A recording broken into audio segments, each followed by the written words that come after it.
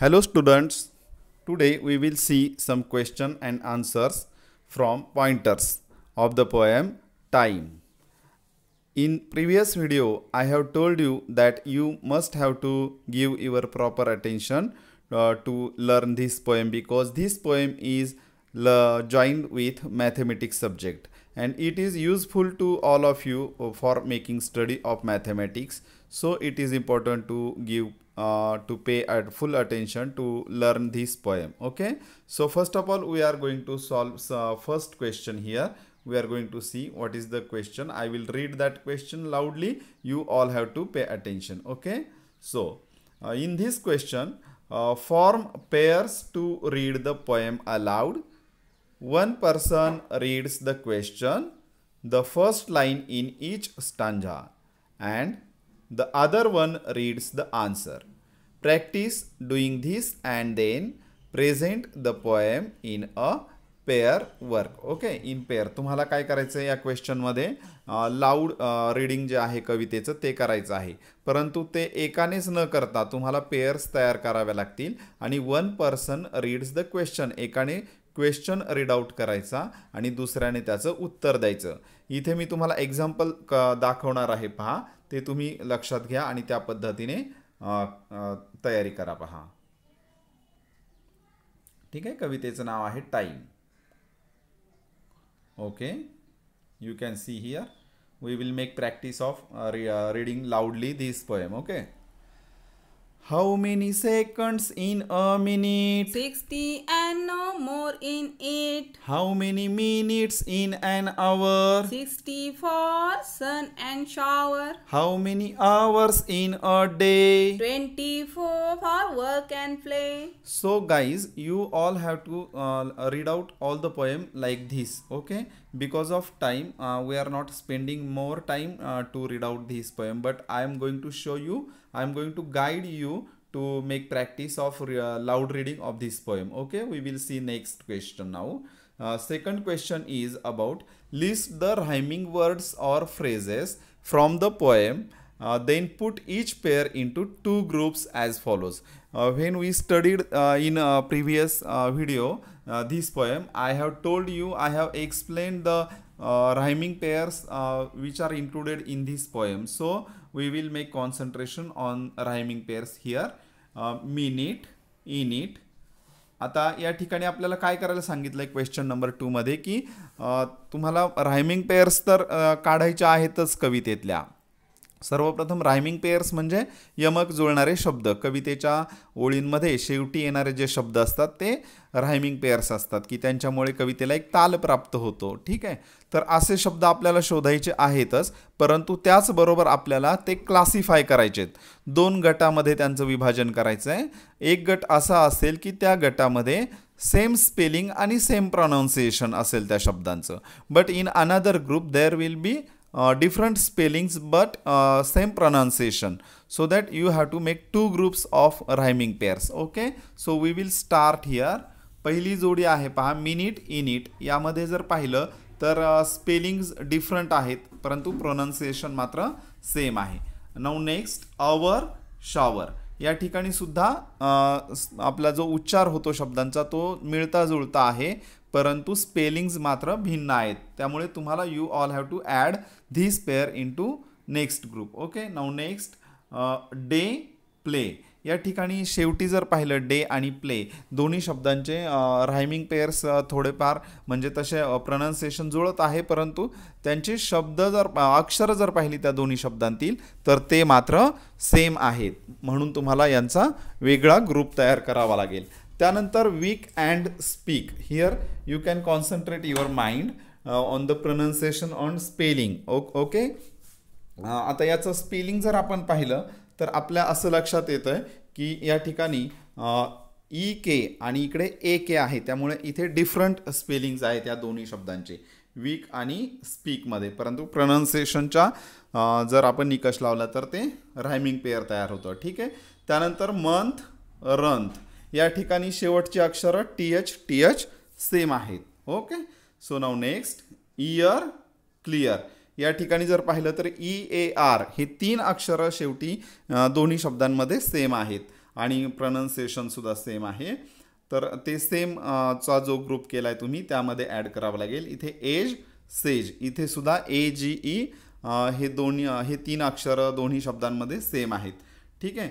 आणि नंतर time rhyme इथे सुद्धा ME ही 2 अक्षरं या ठिकाणी सेम आहेत. स्पेलिंग सेम आहेत, प्रनन्सिएशनसुद्धा सेम आहेत, म्हणून तुम्हाला त्या पद्धतीने क्लासिफाय करता येईल. Okay. Now next question you can see here. इथे पार रायमिंग पेअर्सचे 2 गट करायचे होते. सेम स्पेलिंगचा एक गट आणि डिफरंट स्पेलिंगचा एक गट. तर त्या पद्धतीने तुम्ही करू शकाल easily. Okay. Question number 3. List all the words related with time from the poem. Okay. yesterday in a previous video I explained that this whole poem is related to time. Okay.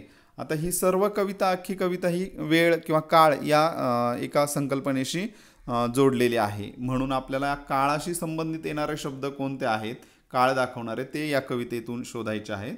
इथे पहा seconds, minute, त्यानंतर पहा how many minutes घेतला आपण शब्द, त्यानंतर hour. Okay. An hour. Okay. तास हा सुद्धा काळाशी वेळेशी संबंधित आहे. त्यानंतर आवर्स इन अ डे, दिवस. त्यानंतर पुढे पहा वीक, आठवडा. त्यानंतर पुढे पहा मंथ म्हणजे महिना, अ मंथ हा सुद्धा एक काळ मोजण्याचा एक घटक आहे. त्यानंतर अ इयर, एक वर्ष, 12 महिन्यांचं एक वर्ष होतं आपल्याला माहिती आहे. त्यानंतर एज इथे सांगितलं की how many years in a age, 100 की 100 वर्षांचं एक युग होतं, म्हणून युग हे एज सुद्धा शब्द काय आहे, काळाशी संबंधित आहे. So that we have finished here all the words related to time factor. Okay. Now next question we will see here. Okay. Question number 4. It is quite a different and very useful question for all of you because it is related to mathematics subject. Okay. Write other chains of how many questions and answers. Okay. आता how मेनीने start होणारे तुम्हाला questions तयार करायला सांगितलेत की कवितेमध्ये दिलेले आहेत त्या पद्धतीने. ठीक आहे. आता या ठिकाणी एक्झाम्पल दिलंय पहा. एक आपण एक्झाम्पल पाहूया. How many milligrams in a decigram. आता मिली, सेंटी, डेसी आणि किलो, हेक्टो, डेका ही जी परिमाणं आहेत ही गणितामध्ये विशेष करून शिष्यवृत्ती परीक्षांचा जर तुम्ही अभ्यास करत असाल, आपल्याला माहिती आहे 5वीला आणि 8वीला शिष्यवृत्ती परीक्षा असते किंवा इतरही वर्गातल्या ज्या परीक्षा असतात त्यामध्ये सुद्धा हे अतिशय महत्त्वाचं एक कोष्टक आपल्याला बऱ्याचदा अभ्यासासाठी असतं. ते आपण थोडंसं समजून घेऊया की या ठिकाणी काय असतंय. किलोग्रॅम हे सर्वात मोठं परिमाण आहे मोजण्याचं. आपल्याला माहिती आहे की भारताने जगाला दशमान पद्धती जी दिलेली आहे तिचा वापर साऱ्या जगभर चालतो. त्याचाच एक भाग आहे पहा या ठिकाणी. आता आपण थोडंसं समजून घेऊ, ह्या गणित म्हणून विषय समजून घेऊया की या ठिकाणी जर आपण 1 किलो म्हटलं तर 1 किलो म्हणजे किती हेक्टोग्राम असं होईल. तर ते पहा 1 किलो म्हणजे इथे अशा वेळेस काय करायचं, तुम्हाला विचारलं की 1 किलो म्हणजे किती हेक्टोग्राम, तर कसं सोडवायचं पहा की 1 किलो म्हटलं तर तुम्हाला किलो काढायचं. 1 किलो तर 1 किलोसाठी इथे 1 लिहिला तुम्ही, परंतु 1 किलो तुम्हाला हेक्टोग्राम किती विचारले तर ते तुम्हाला इथे 10, इथे पुढे 1 शून्य दिला आपण. ठीक आहे. आणि 1 इकडे लिहिला. 1 किलो म्हणजे 100 डेकाग्राम. 1 किलो म्हणजे 1000, इकडे 0 देत चालायचे, 1000 ग्रॅम. 1 किलो म्हणजे इकडे पहा एवढे आपण पहा एकक, दशक, शतक, हजार, 10,000 म्हणजे 10,000 डेसीग्रॅम. ठीक आहे. त्यानंतर 1 किलो म्हणजे एकक, दशक, शतक, हजार, 10,000, लक्ष, 1,00,000 सेंटीग्राम. ठीक आहे. त्यानंतर 1 किलोग्रॅम म्हणजे पुन्हा एकक, दशक, शतक, हजार, 10,000, लक्ष, 10 लक्ष म्हणजे 10,00,000 मिलीग्रॅम असं त्याचं कोष्टक तयार होतं. तर हे अतिशय सोपं, हे मी सांगितलेलं जर लक्षात घेतलं तर अतिशय सोपं आहे समजायला. ठीक आहे. आता या दृष्टिकोनातून तुम्हाला प्रश्न तयार करायचे आहेत. इथे 3 प्रश्न मी तुम्हाला सांगतो पहा, तुम्ही लक्षात घ्या. How many grams. आता या ठिकाणी मी फक्त थोडासा बदल करतो या प्रश्नामध्ये आणि प्रश्न तुम्हाला तयार करायला मदत करतो पहा, तुमच्या ते लक्षात येईल पटकन.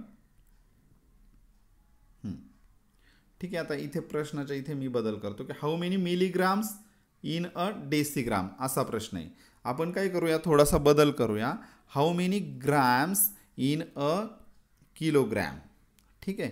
हाऊ मेनी ग्रॅम्स, मी काय करतो इथे लिहितो शब्द GRAMS, how many grams in a kilogram, decigram ऐवजी किलोग्रॅम शब्द घेतो.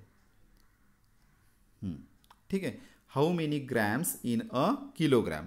आता हा प्रश्न सोडवायचा झाला तर काय करायचं आहे, तुम्हाला काय करायचं आहे, ग्रॅम विचारलेत ना किलोग्रॅमचे, मग ग्रॅमवर 1 लिहिला इथे आणि मग किलोपर्यंत 0 देऊन टाकायचे.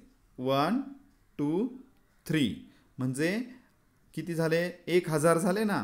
म्हणजे एका किलोग्रॅममध्ये 1000 ग्रॅम्स येतात. म्हणजे प्रश्न असा आहे तुमचा की how many grams in a kilogram. मग उत्तर कसं येईल, there are 1000 grams in a kilogram. Okay, it is very easy to understand, it is not difficult. समजून घ्या, थोडा गणिताचा भाग आहे ते. तर अशा पद्धतीने तुम्ही हा प्रश्नही तयार करायचा आहे आणि त्याचं उत्तरसुद्धा लिहायचं आहे. सोपं आहे. पुढचा प्रश्न पाहू. How many centigrams in a gram. आता इथे सेंटीग्रॅम म्हटल्यावर इथे सेंटीला 1 लिहिला आणि तुम्हाला ग्रॅम विचारलेत ना, मग तिथपर्यंत 0 द्यायचे. 1 2 हां ठीक आहे. इथे आपण ह्या तिघांचा एक गट करूयात, मीटर लिटर आणि ग्राम. तुम्हाला माहिती आहे वजन, द्रव पदार्थ आणि अंतर मोजण्यासाठी ही परिमाणं वापरतात. मग आता इथे इथपर्यंत 1 शून्य देऊ. ठीक आहे. यांचा तुम्हाला काय विचारला प्रश्न, how many centigrams in a gram. मग किती येतील, 100. म्हणजे 1 ग्रॅम बरोबर 100 सेंटीग्रॅम, 1 ग्रॅम बरोबर 100 सेंटीग्रॅम. तर तुम्ही लिहू शकता there are 100 centigrams in a gram. Okay, तर अशा पद्धतीने तुम्ही हा प्रश्न पूर्ण करायचा आहे. If you have any query or difficulty in our understanding this question, you can ask me or you can comment me. I will try to guide you. Okay, now next question. Question number 5. The poem contains some idiomatic pairs, 2 words that are often used together. आता idiomatic pairs या ठिकाणी नवीन शब्द वाचायला मिळतो. पहा आपल्याला idiomatic pairs म्हणजे जोड शब्द, की आपण पहा मराठीमध्ये सुद्धा असे जोड शब्द असतात बोलायला चालायला किंवा लिहिणे वाचणे. तर अशा पद्धतीच्या ज्या शब्दांच्या जोड्या असतात की एक शब्द आला की त्याच्याबरोबर दुसरा शब्द येतो. धुणी भांडी आहे का नाही, वेणी फणी, असे जे शब्द येतात जोडून, तर त्यांना आपण काय म्हणूयात, त्यांना इडिओमॅटिक पेअर्स म्हणूयात या ठिकाणी.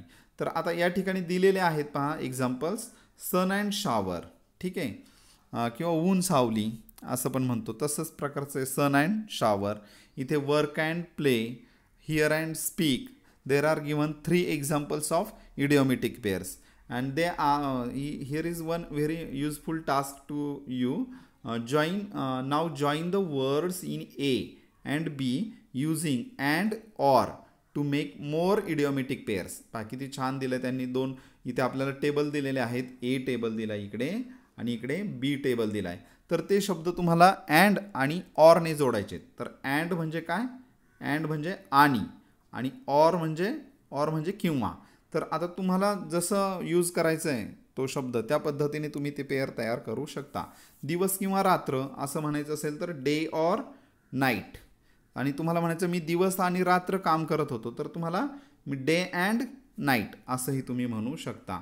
इथे मी काही पेअर्स तुम्हाला जोडून दाखवतो. पहा, बाकीच्या पेअर्स तुम्हाला करायच्या आहेत स्वतःला. ठीक आहे, डे अँड नाईट मध्ये अँड हा शब्द घालायचा आहे. ठीक आहे, now and then, here and there, read and write, bread and butter, up and down, high and low. ठीक आहे, आता हे जोडले. आपण आता इकडे वळूया, थोडेसे पुढच्या शब्दांकडे वळू.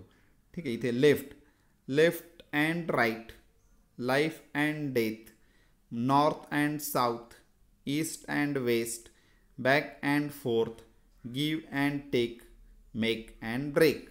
ठीक आहे, त्यानंतर पुढे पहा आणखी. आता ऑरने काही शब्द जोडून पाहूया आपण. More or less, sooner or later, trial or error, yes or no, on or off, in or out, black or white. Okay, तर अशा पद्धतीने तुम्हाला ह्या इडिओमॅटिक पेअर्स जेवढ्या शक्य होतील तेवढ्या तुम्ही तयार करायच्या आहेत. काही अँडने शब्द जोडायचे आहेत, काही ऑरने. So now we have finished all the questions from this pointer. I hope you all are understood. You all understood these answers very well. You will make study very hard in presence of your parents at your home in this lockdown period. It is important because no one has time to give you to what you are making, what study you are making. So it is your own responsibility to don't stop your education. Okay, आपण स्वतःचं शिक्षण आपण थांबू द्यायचं नाही. प्रत्येकाने काय करायचं आहे, शिकत राहायचं आहे, शिकत राहायचं आहे आणि शिकत राहायचं आहे. जरी तुम्हाला काही अडचणी येत असतील तर तुमच्या शिक्षकांना विचारा. तुमचे आई वडील आहेत, तुमच्या घरामध्ये एज्युकेटेड पर्सन्स असतील, you can ask them your difficulties and get the answers. Okay, आणि मलाही तुम्ही कॉमेंट करू शकतात. माझ्या व्हॉट्सअप नंबर तुमच्यापर्यंत आला असेलच. जर आला नसेल तर मला कॉमेंटद्वारे तुम्ही विचारू शकता. मी तुम्हाला योग्य ते मार्गदर्शन करील. ठीक आहे, इथे आपण सर्व प्रश्नांची उत्तरं पाहिलेली आहेत. पुढचा व्हिडिओ निश्चितच आपण बनवणार आहोत. तोपर्यंत आपण या ठिकाणी मी आपणा सर्वांची रजा घेतो. So thank you for watching my video and I hope that you all will make this study and you all will solve all the answers of these questions. So thank you all of you. Bye everyone.